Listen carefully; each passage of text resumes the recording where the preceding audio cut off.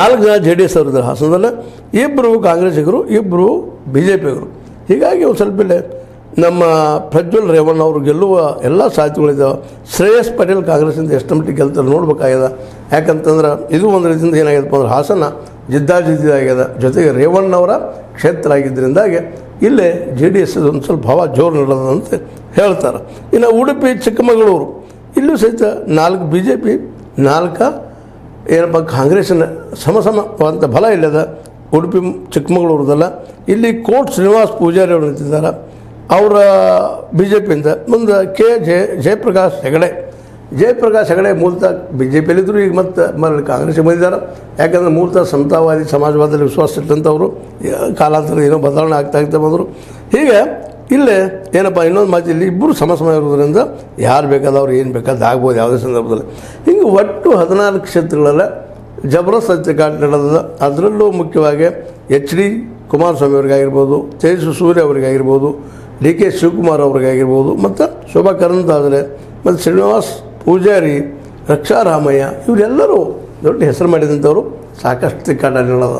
ಹೀಗಾಗಿ ಯಾರು ಗೆಲ್ತಾರ ಯಾರು ಬಿಡ್ತಾರ ಏನು ಯಂತ್ರ ನೋಡ್ಬೇಕಾಗಿದೆ. ಈ 2ನೇ ಹಂತದ ರಾಷ್ಟ್ರಮಟ್ಟದ್ದು, ರಾಜ್ಯಮಟ್ಟದಲ್ಲಿ ಪ್ರಥಮ ಹಂತದ ಈ ಚುನಾವಣೆ ಸಾಕಷ್ಟು ಬದಲಾವಣೆ ತರಬಹುದು ಏನು ಅನ್ನುವಂಥದ್ದು. ಮತ್ತು ಇದರಿಂದಾಗಿ ಏನಾಗಿದೆಪ್ಪ ಅಂತಂದ್ರೆ ಎಲ್ಲ ಕಡೆ ಓಡಾಡೋ ಜೋರದ, ಯಾರು ಗೆಲ್ಲಬಹುದು ಅನ್ನೋದು ಕುತೂಹಲನೂ ಸಾಕಷ್ಟು ಮೂಡಿದೆ. ಹೀಗಾಗಿ ಇಲ್ಲಿ ನಾವು ನೆನಪಿಡುವಂಥದ್ದು ಏನಪ್ಪ ಅಂತಂದ್ರೆ ಈ ಮತ ಚಲಾವಣೆ ನಿಜವಾಗಿಯೂ ಇವರೇನು ಇವತ್ತು ಆರ್ಗ್ಯುಮೆಂಟ್ ಮಾಡ್ತಾ ಇದ್ದಾರೆ, ನಮ್ಮದು ಸಂವಿಧಾನ ಉಳಿಸಕ್ಕೆ ಹೊಂಟೀವಿ ಅಂತೇಳಿ ಕಾಂಗ್ರೆಸ್ಸಿಗರು ಅನ್ನೋದು, ಬಿ ಜೆ ಪಿಗರು ಇಲ್ಲ ಇಲ್ಲಿ ಏನಪ್ಪ ಅಂತಂದ್ರೆ ಭ್ರಷ್ಟಾಚಾರಿಗಳನ್ನು ಇನ್ನುಳಿದವ್ರನ್ನ ದೇಶ ಬಿಟ್ಟು ಉಳಿಸ್ಬೇಕಾಗ್ಯದ, ಅವ್ರು ಶಿಕ್ಷೆ ಕೊಡಬೇಕಾಗ್ಯದ ಅನ್ನುವಂಥದ್ದು ಇವು ಮೇನ್ ಮುದ್ದೆ ಇದ್ದಾವೆ ಇವತ್ತು ಅನ್ನುವಂಥ ಒಂದು ಪ್ರಶ್ನೆ ಅದ. ಯಾಕಪ್ಪ ಅಂತಂದ್ರೆ ಸಂವಿಧಾನ ಉಳಿಸುವ ಎಷ್ಟೋ ವಿಷಯಗಳು ಜನಸಾಮಾನ್ಯ ತಿಳಿಯುತ್ತದೋ ಇಲ್ಲೋ ಗೊತ್ತಿಲ್ಲ. ನಮ್ಮಂತ ಎಜುಕೇಟೆಡ್ ಇದ್ದಂಥವ್ರು ಸ್ವಲ್ಪ ಹೌದಪ್ಪ ಇಲ್ಲಿ ಏನೋ ಡಿಕ್ಟೇಟರ್ ಆಗ್ತದೆ ಹಾಗೆ ಹೀಗೆ ಅಂತೇಳಿ. ಆದರೆ ಜನಸಾಮಾನ್ಯರಿಗೆ ಇವತ್ತು ಏನಾಗಿಬಿಟ್ಟದಪ್ಪ ಅಂತಂದ್ರೆ ಪಾಪ ಅಷ್ಟು ಕಷ್ಟ ಕಲ್ತಂಥವ್ರು, ಅಷ್ಟು ದುಡಿತಿರುವಂಥವ್ರು, ಕೂಲಿ ಕಾರ್ಮಿಕರಿಗೆ, ಮುಂದೆ ಜೊತೆಗೆ ಒಂದು ಕೃಷಿ ಕಾರ್ಮಿಕರಿಗೆ, ಅಸಂಘಟಿತ ಕಾರ್ಮಿಕರಿಗೆ ಅಥವಾ ಇನ್ನುಳಿದ ಜನರಿಗೆ, ಬಡ ಜನರು ಇವತ್ತು ಎಷ್ಟು ಅದಾರಪ್ಪ ಅಸಂಘಟಿತ ಕಾರ್ಮಿಕರ ದೇಶದಲ್ಲಿ ಅಂದ್ರೆ 90% ಹೆಚ್ಚು ಕಡಿಮೆ ಇದ್ದಾರೆ. ಇವರಿಗೆಲ್ಲ ಈ ಭಾಷೆ ತಿಳಿದು ಅವ್ರಿಗೆ ಒಂದೇ ತಿಳಿಯುವಂಥದ್ದು ಏನಪ್ಪ ಅಂದ್ರೆ, ಒಂದು ಮೊದಲನೇದಾಗಿ ಸವಿ ಆಗಬೇಕು ಮಾರ್ಕೆಟ, ಅಂದ್ರೆ ರೇಟ್ ಹೈಕ್ ಆಗೋದು ಕಡಿಮೆ ಆಗಬೇಕು, ಮತ್ತು ನಮ್ಮ ಮಕ್ಕಳು ಕಲ್ತ ಮಕ್ಕಳಿಗೆ ಉದ್ಯೋಗ ಸಿಗಬೇಕು. ಇವೆರಡು ಮೇನ್ ಬೇಡಿಕೆಗಳಿದ್ದಾವೆ.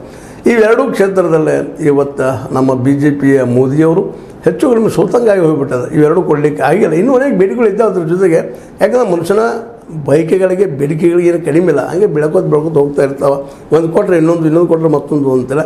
ಅದೆಲ್ಲದಕ್ಕಿಂತ ಮುಖ್ಯವಾಗಿ ಬದುಕೋದಕ್ಕೊಂದು ಆಶ್ರಯ ಬರಬೇಕಾಗ್ತದೆ, ಬದುಕೋದಕ್ಕೊಂದು ವಿಶ್ವಾಸ ಮೂಡಬೇಕಾಗ್ತದೆ. ಅದು ಈ ಸರ್ಕಾರದಿಂದ ಆಗಿಲ್ಲ ಅಂತೇಳಿ ಭಾಳಷ್ಟು ಜನರ ಅಭಿಪ್ರಾಯ ಆಗ್ಯದ. ವಿಮರ್ಶೆಗಳು ಸಾಕಷ್ಟು ಬರ್ತಾ ಇದ್ದಾವೆ. ಹೀಗಾಗಿ ಈ ಒಂದು ಬಿ ಜೆ ಪಿ ತನ್ನ ಏನು ವಿಷಯ ಯಾವ ವಿಷಯದಲ್ಲಿ ಫೋಕಸ್ ಕೊಡಬೇಕಾಗಿತ್ತು ಅದ್ರ ಮೇಲೆ ಫೋಕಸ್ ಕೊಡಲಾರ ಸ್ಥಿತಿಗೆ ಬಂದುಬಿಟ್ಟದ. ಯಾಕಪ್ಪ ಅಂದ್ರೆ ಈಗಾಗಲೇ ಸಾಕಷ್ಟು ಸಲ ತನ್ನ ಯೋಜನೆಗಳನ್ನು, ತನ್ನ ಮಾತುಗಳನ್ನು 100 ಸಲ ಹೇಳಿ ಏನಾಗಿದೆಪ್ಪ ಅಂದ್ರೆ ಈಗ ನಾವು ಏನು ಮುದ್ದೆ ಇಡಬೇಕು ಜನರ ಮುಂದೆ, ಏನು ಸಮಸ್ಯೆನ ಹೇಳಬೇಕಪ್ಪ ಅನ್ನುವಂಥದ್ದು ದೊಡ್ಡ ಸಮಸ್ಯೆ ಆಗಿದೆ. ಹೀಗಾಗಿ ಕಾಂಗ್ರೆಸ್ನ ಮ್ಯಾನಿಫೆಸ್ಟೋ ಅಂತ ಟೀಕೆ ಮಾಡುವಂಥದ್ದು, ಜೊತೆಗೆ ಇವರು ಒ ಬಿ ಸಿ ವಿರೋಧಿ, ಮಹಿಳಾ ವಿರೋಧಿ, ಮತ್ತೊಂದರ ವಿರೋಧಿ. ಇಲ್ಲಿವರೆಗೆ ಆ ವಿರೋಧ ಇರೋದ್ರಿಂದ ಈ ದೇಶ ಅಭಿವೃದ್ಧಿ ಆಗಲಿಲ್ಲ, ಒಳ್ಳೆ ಆಡಳಿತ ಕೊಡಲಿಲ್ಲ, ಭ್ರಷ್ಟಾಚಾರ ಹೆಚ್ಚಿತು. ಇವುಗಳನ್ನು ಜೋರು ಪ್ರಮಾಣದಲ್ಲೇ ಈ ನಮ್ಮ ಬಿ ಜೆ ಪಿ ನಾಯಕರು ಮಾತಾಡ್ತಾ ಇದ್ದಾರೆ. ಮಾತಾಡಲಿ ಏನು ತಪ್ಪಿಲ್ಲ. ಅವರು ಯಾಕಂತಂದ್ರೆ ಪಕ್ಷ ವಿರೋಧ ಪಕ್ಷ ಅಂದ್ರೆ ಆಡಳಿತಾರೂಢ ಪಕ್ಷ ವಿರೋಧ ಪಕ್ಷ, ಒಬ್ಬರ ದೋಷನ ಒಬ್ಬರು ಹೇಳಲೇಬೇಕು. ಅಂದಾಗ ಮತ್ತು ಜನರಿಗೆ ಗೊತ್ತಾಗ್ತದೆ ಯಾರು ಏನು ಎಂತು ಎತ್ತ ಅಂತಾರೆ. ಅದನ್ನು ಈಗ ಜೋರ್ದಾರಾಗಿ ಮಾಡ್ತಾಯಿದ್ದಾರೆ. ಅದು ಎಷ್ಟು ಮಟ್ಟಿಗೆ ಯಾರು ಪರ ಜನ ಹೇಳ್ತಾರೆ ಅನ್ನೋದು ಸಹಿತ ಅಷ್ಟೇ ಗಮನಾರ್ಹದ.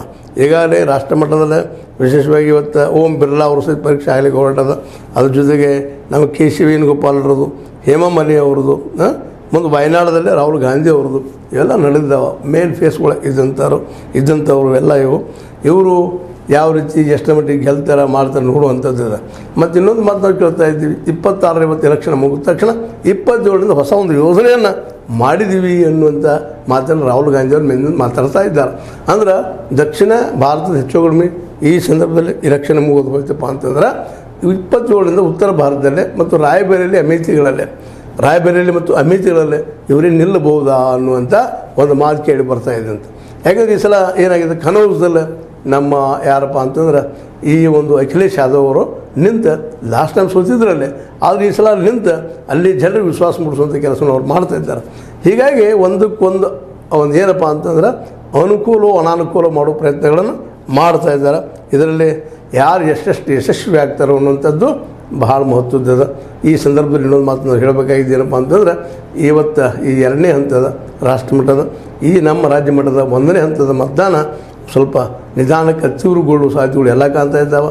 ಮತ್ತು ಇನ್ನೊಂದು ನಿಮಗೆ ಗೊತ್ತು ಅದ, ವಿಶೇಷವಾಗಿ ಕರ್ನಾಟಕ ಇದು ಮೂಲತಃ ಅಂಥ ಜಗಳಗಂಟರ ಹುಂಬರ ನಾಡಲ್ಲ ಅನ್ನೋದು ಸ್ಪಷ್ಟ ಆಗಿದೆ. ಆದರೂ ಇಲ್ಲಿ ವಿಚಾರವಂತರು, ಇಲ್ಲಿ ದೇಶ ಪ್ರೇಮಿಗಳು ಅನ್ಬೋದು, ಮತ್ತೇನು ಅನ್ಬೋದು, ಅವರು ಯಾವ ರೀತಿಯಾಗಿ ಈ ದೇಶದ ಬಗ್ಗೆ ಕಾಳಜಿ ವಹಿಸ್ತಾರೆ ಅನ್ನೋದು ಈ ದಿನ ಇವತ್ತು ಸ್ಪಷ್ಟ ಆಗುವಂಥದ್ದು. ಯಾರೇನು ಮಾಡ್ಬೋದು, ಯಾರಿಗೇನು ಮಾಡ್ಬೋದು, ಎಷ್ಟು ಹಾಕ್ಬೋದು ನೋಡೋಣ. ಇವತ್ತು ಎಷ್ಟು ಮತದಾನ ಆಗ್ತದೆ, ಎಷ್ಟು ಮತದಾನ ಆಗಿಲ್ಲ ಅನ್ನೋದ್ರ ಮೇಲೆ ಸಹಿತ ಸಾಕಷ್ಟು ಊಹಾಪೋಹಗಳನ್ನು ಮಾಡೋದಕ್ಕೆ ಅವಕಾಶಗಳಿದ್ದಾವೆ. ಈ ಎಲ್ಲ ನೆಲೆಯಲ್ಲೇ ಈ ಒಂದು ಏನು ಮತ ಚಲಾಯಿಸುವಂಥ ಈ ಒಂದು ಜಾತ್ರೆಯಲ್ಲೇ ಇವತ್ತು 88 ಕ್ಷೇತ್ರಗಳ ಜಾತ್ರೆ ನಡೀತಾ ಇದೆ.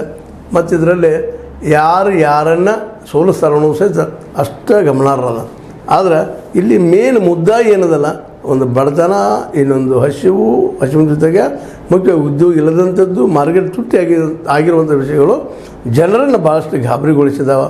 ಹೀಗಾಗಿ